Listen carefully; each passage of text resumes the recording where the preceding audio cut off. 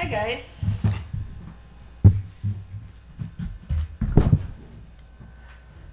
I want to show you a demonstration today of what happens when you record a NTSC television broadcast using a PAL video camera. And I also want to show you a few other neat special effects that this camera does. This is technically a security camera. It does not have what they call IR blocking. But let's talk a little bit about that first, and then we'll talk about the recording an NTSC broadcast with this camera. In fact, I am going to temporarily turn the light off. I know, it's dark, isn't it? Now watch. If I hold this up to the light,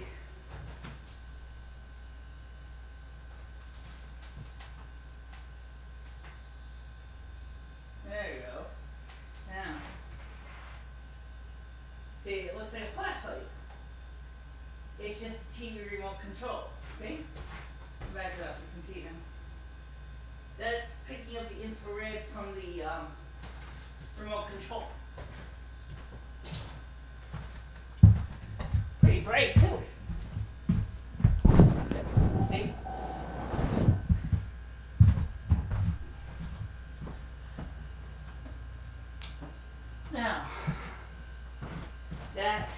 Now to demonstrate what I was talking about of recording an NTSC TV program using a PAL camera, what I did is I don't want to get in trouble recording copyrighted material, so I recorded commercials from a Dish Network.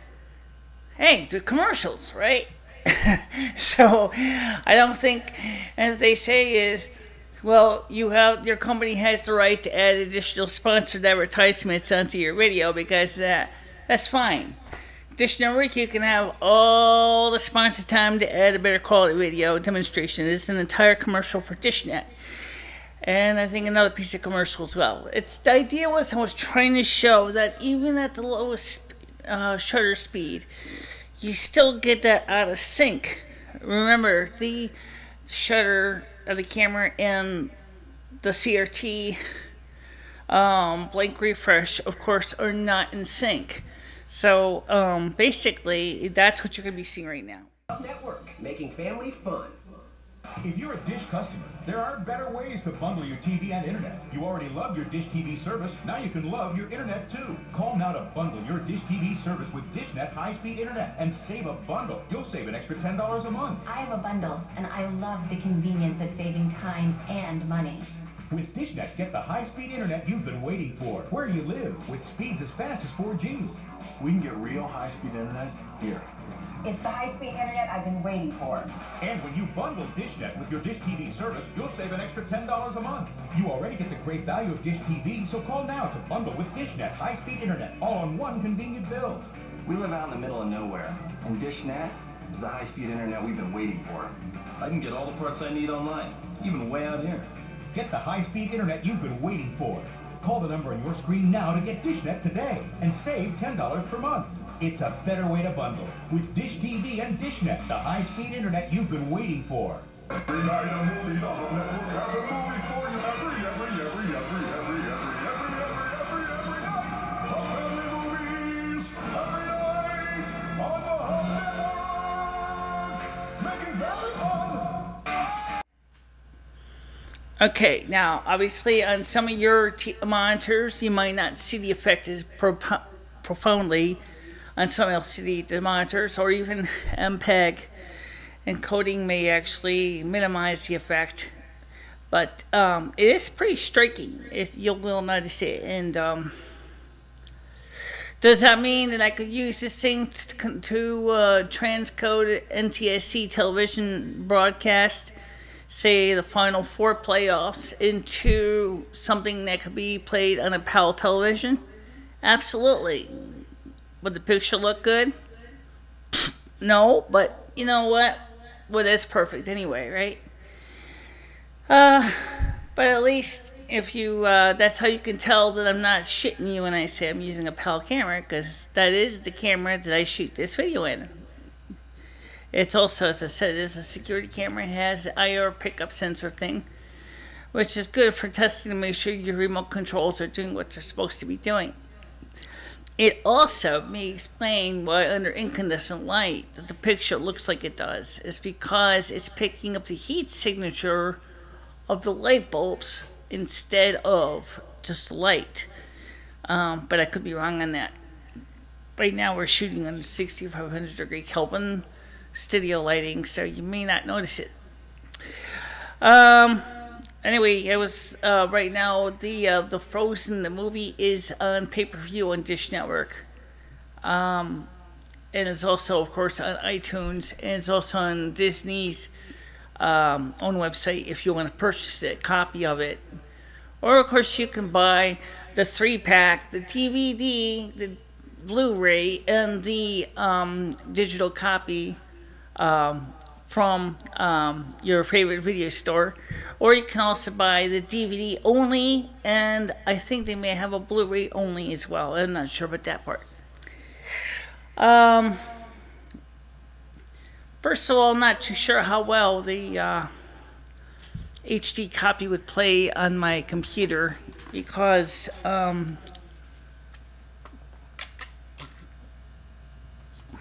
it wasn't much left. By the way, brought to you by Cumberland Farms here in Winston, Connecticut.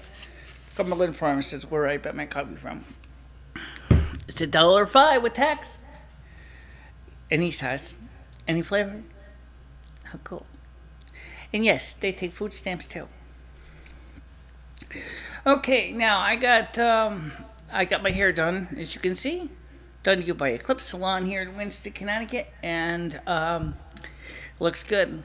And yes, they also take Visa and MasterCard as well. And I'm working on paying off my debts so that I can eventually buy some other things I need for the studio, including, of course, things for the not so fun side of it, such as I need to be able to find a way to back up my videos to offline storage. I cannot necessarily depend on YouTube forever because of a lot of reasons. Number one, a lot of people who have unfortunately depended on YouTube to store the videos, or Mega Upload for that matter, or Google Cloud, or depend on some other online storage. You may have noticed that it's very easy for your data to be here today and gone tomorrow. Especially in the case of Mega Upload, there was no warning that their site is going to be closing down. It was just here today, poof, gone tomorrow. And so I'm thinking about is being able to store my videos offline on magnetic tape cartridges such as LTO2 format so that I can go back and play them. I also have 2 tape cartridges from Cherry Hill Alley in Willimantic that I still would like to decode. They are actually in SLR1 format, which is made by Tandberg. So that format will need a Tandberg or a SLR drive that reads QIC 250 and QIC 150 format. So I will work on that and get that so that we can see the videos and data and stuff from the days of 18 Cherry Hill Alley. There is an older version of Maka's World on there, which I will put up on my website. You can download it, including the original NROF source code, so that you can help me to fix the problems with that version, as well as the other version is currently on our website, is available also for you to work on as well. So you can actually help me on both of them. Both have been released under the GNU copyright license, under what is known as a Creative Commons license, and so you can work on them there. I still own the rights to them, but I'm basically making it open source so you can work on it yourself.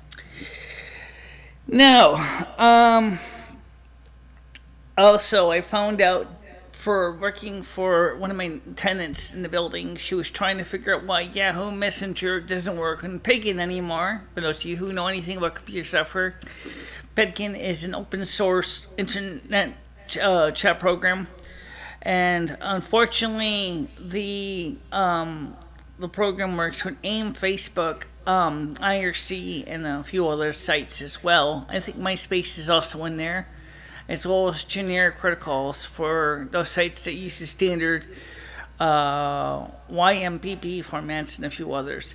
Unfortunately, Yahoo had changed the login system enough that unless you've ever used this kind of program before, it normally says do you want to give permission for the site to access your data? You were supposed to be able to answer yes or no. Well, unfortunately, when picking at 2.7.10 or 2.10.9 never updated the login purple script to properly handle that.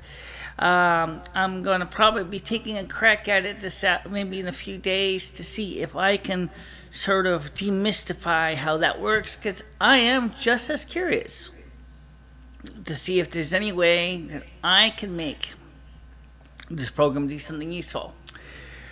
Anyway, I want to again remind you that I'm still here, and our weather we're going to be having for Easter is going to be nice. So you go out there, have your Easter egg roll, your Easter egg hunt. As far as temperature goes, I don't know if your eggs are going to be wet. I could just tell you that it's supposed to be warmer. So take it with a grain of salt. And I'm talking about in the southern New England area here in Connecticut. I'm not sure about the rest of the country. I didn't go into that much detail. But here in southern New England, we will be having a milder, warmer day for Sunday. Okay? So anyway, I hope you liked that little demonstration of what happens when you record NTSC TV broadcast with PAL. The TV show itself was letterboxed, or the commercials were not, but the program that was part of the original recording was letterboxed. I removed that segment specifically to avoid the copyright issues from the hub, which was the channel that I recorded from, the Dish Network commercials. So you can see that there, and hopefully, if you have any questions about PAL versus NTSC or recording from our television, let me just tell you, I think it came out a lot better than it did when I was younger. And when I was younger, I used to try to record MTV celebrities using my 35mm Pentax K1000, which resulted in me, even when I set the camera down for a 30th of a second, the shutter was just a little bit too slow, and they would only get part of Martha Quinn. They wouldn't get the whole Martha Quinns completely. It would just be a big black stripe on the screen. Hopefully now, with this modern technology, we could have done. If I had this technology back when I was a kid, I probably would have been tickled pink. So, anyway, don't forget to like, comment. Yes, the comments are down there. Yes, they do work. And, of course, share. And don't forget to subscribe to the channel, and I will talk to you soon. Okay? Bye-bye.